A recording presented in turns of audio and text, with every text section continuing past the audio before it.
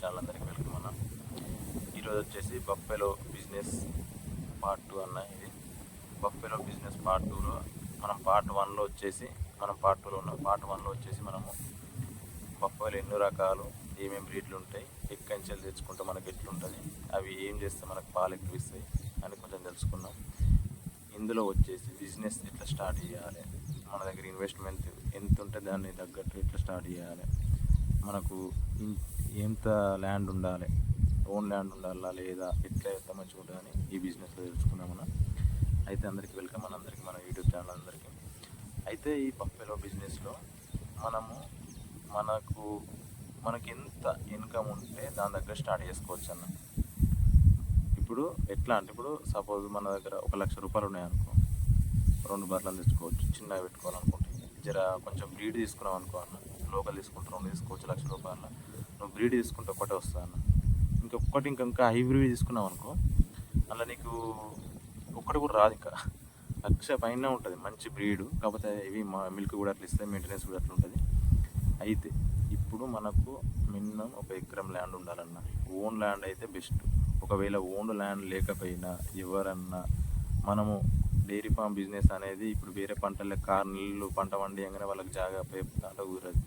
Dairy farm బిజినెస్లో ఒక 5 సంవత్సరాలు అగ్రిమెంట్ రాసుకొని 1 ఎకరము మన దగ్గర భూమి లేకపోతే వేరే వాళ్ళ దగ్గర సంవత్సరానికి ఇంత ఇస్తామని చెప్పేసి మనం అగ్రిమెంట్ రాసుకొని మనము ఆ ల్యాండ్లో మనం బిజినెస్ చేసినట్టయితే, అంటే ఆ ల్యాండ్లో ఎట్లా అంటే, ఇప్పుడు మనం వాళ్ళకు సంవత్సరానికి ఎంత ఇస్తాం అని మాట్లాడుకొని అగ్రిమెంట్ రాసుకొని మనం ఫస్ట్ ఆఫ్ ఆల్ బఫెలో దేక ముందుకే మనం ఫస్ట్ సొప్ప పెట్టుకోవాలి.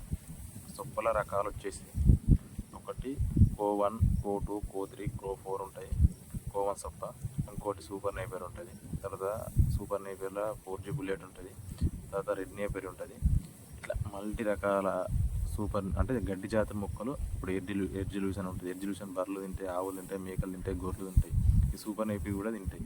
అయితే మనకు వచ్చేసి సూపర్ నేపియర్లో క్వాంటిటీ కొంచెం మంచిగా ఉంటుంది పోషకాలు. రెడ్ నేపియర్లో కూడా అంతే ఉంటాయి. స్పాట్ నేపియర్ ఉంటుంది. ఈ బొండజొన్న అనేది కొంచెం వెనకటి లోకల్ సొప్ప అన్నట్టు, అంటే కొన్ని సౌడు పొలాలు ఇట్లా పనిచేస్తుంది.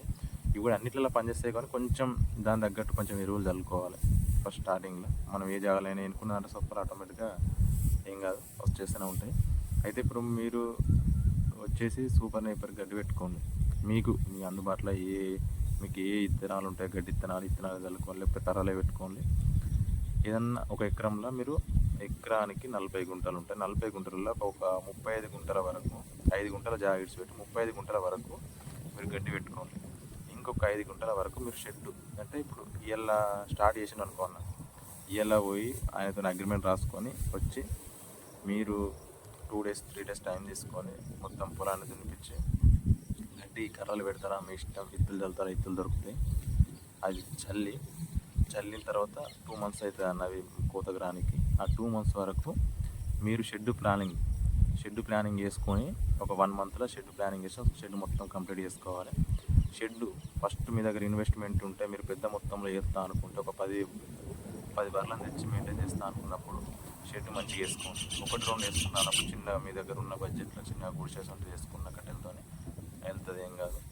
అయితే మీరు మంచిగా ఒక 10 బర్రెలను తెచ్చుకొని మంచి మెయింటైన్ చేస్తా అనుకుంటే, మీరు ఒక ఎంత లేదు అనుకున్న ఇట్లా 30 ఫీట్లు ఇట్లా 20 ఫీట్లు ఒక షెడ్ వేసుకొని మంచిగా వేసుకున్నారనుకో, మీకు ఒక 50,000 60,000 లేదంటే మీరు అంటే దాని రేకులు, కూలింగ్ రేకుల, నార్మల్ రేకుల దాన్ని బట్టి ఆ బడ్జెట్ 1,00,000 రూపాయల వరకు అయితే, 50,000 నుంచి 1,00,000 రూపాయల వరకు అవుతుంది. మనము ఆ షెడ్ ఒకటి కంప్లీట్ అయిపోయింది అనుకో, మనం నెక్స్ట్ వచ్చేసి ఇప్పుడు మనము జాగాలు ఈజీగా తీసుకున్న కాంచెలు 1 monthలో మనం గడ్డి నాటుకున్నాం, షెడ్ వేసుకున్నాం. 1 month 1.5 monthలో ఈ 2 పనులు ఒడగొట్టుకోవాలి. ఇంకా 15 days ఉంటాయి ఆ గడ్డి పెరిగే వరకు. 15 daysలో మనం మన చుట్టుపక్కల అంగర్ల పంట, లేకపోతే రైతుల దగ్గర తీసుకుంటే బెస్ట్ బఫెలోస్. కాకపోతే బ్రీడ్ దొరికాయి, బ్రీడ్ ఉంటే వాళ్ళు అమ్మరు. కాకపోతే మనం అంగర్ల పంట పోతే 10 రూపాయలు ఎక్కువ పోతాయి, కానీ బ్రీడ్ దొరికే అవకాశం ఒక 10-20% ఉంటుంది. దొరుకుతాయి కానీ కాస్ట్ కొంచెం ఎక్కువ అవుతుంది. మీరు వేరే రాష్ట్రాలకు పోతే కాస్ట్ తక్కువ అవుతుంది, కొంచెం ట్రాన్స్పోర్ట్ అవుతుంది, కానీ కొంచెం అక్కంజరికి వచ్చిన తర్వాత కొన్ని తట్టుకుంటే కొన్ని తట్టుకో వెదర్కు. కొంచెం దాన్ని కూడా అబ్జర్వేషన్ చేసుకొని మీరు దాని తగ్గట్టు మీ దగ్గర ఉన్న ఇన్కమ్ దాన్ని బట్టి మీరు ప్లాన్ చేసుకోండి. నన్ను అడిగితే మీ చుట్టుపక్కల రైతుల దగ్గర తీసుకొని ఒక ఒక 1 ఇయర్ మెయింటైన్ చేసి మళ్ళీ మళ్ళీ ఇంకోసారి ఇప్పుడు మనం ఒక్కొక్కసారి మన రైతుల దగ్గరనేమో డైరెక్ట్ డెలివరీ కొనేది తీసుకొచ్చి మనం ఆ ఈత మొత్తం చూసుకొని మళ్ళీ ప్రెగ్నెంట్ అంటే కట్టించి మళ్ళీ ఈయన టైంకి వచ్చే వరకు నీకు ఒక అనుభవం వస్తుంది. ఇప్పుడు ఆ ట్రాక్లు ఉంటావు కాబట్టి ఒక అనుభవం వస్తుంది. దాని తర్వాత నువ్వు హెవీ మిల్కర్ బఫెలో తెచ్చుకుంటే నీతో మెయింటెనెన్స్ అవుతుందా కాదా, బిజినెస్లో ఎంత గ్రోత్ ఉన్నది, ఎంత లాభం ఉన్నది నీకు తెలుస్తుంది. అప్పుడు నువ్వు హెవీ మిల్క్ దానికి నువ్వు ఫస్ట్ హెవీ మిల్క్ దానికి పోతా అనుకుంటే కాంప్రమైజ్ ఎట్టి పరిస్థితులు రావద్దు. ఎందుకంటే హెవీ మిల్క్ దానికి హెవీ మెయింటెనెన్స్ ఉంటుంది, హెవీగా పాలు కూడా వస్తాయి, మనకి ఇన్కమ్ కూడా వస్తుంది, రాదన్నది. కానీ మెయింటెనెన్స్ ఎట్లుంటుంది అంటే టైం టు టైం చేయాలి. టైం టు టైం చేస్తే ఖచ్చితంగా ఇన్కమ్ వస్తుంది. నువ్వు ఇల్లు ఉన్నంత ఇన్కమ్ ఒక 10 బర్రెలను తెచ్చుకొని చేసుకుంటే ఇల్లు ఉన్నంత ఇన్కమ్ ఏ జాబ్లో ఉండదు. నీకు 365 రోజులు నీకు ఖచ్చితంగా ఇన్కమ్ వస్తుంది. మనం ఆ బిజినెస్ను ఆ షెడ్యూల్ ప్రకారం ఒక 6 మంత్స్ ఒక 5 తినేటట్టు పెట్టుకోవాలి. 6 మంత్స్ తర్వాత ఒక 5 తినేటట్టు పెట్టుకుంటే మనకు సంవత్సరం మొత్తం వస్తుంది. అయితే ఇప్పుడు ఇలా సంవత్సరం మొత్తం వస్తుంది ఇన్కమ్ అన్నప్పుడు వాళ్ళని కామెంట్ పెడతారని ఇది నేను ముందే చెప్పిన. అయితే ఇప్పుడు గడ్డి పెట్టుకోవడం అయిపోయింది, మనం షెడ్ చేసుకోవడం అయిపోయింది. బఫెలో రైతుల దగ్గర తీసుకునే ప్రయత్నం చేయండి. రైతుల దగ్గర దొరకకపోతే అంగడి పొంటిలో తీసుకోండి. మీ దగ్గర ఒక 5 లక్షలు ఉన్నాయనుకో, 5 లక్షలు ఉంటే మీకు లోకల్ బర్రెలు తీసుకుంటే 10 వస్తాయి. 5 లక్షలు 10 అనుకున్న ఒక 8 వస్తాయి. మీరు మీ దగ్గర సరే బడ్జెట్ కొంచెం తక్కువనే అనుకుంటే మీరు మీ చుట్టుపక్కల రైతుల దగ్గర తీసుకుంటే కొంచెం డైరెక్ట్ మీకు వెదర్కి కంఫర్టబుల్గా ఉన్నాయి దొరుకుతాయి, నడిచిపోతుంది.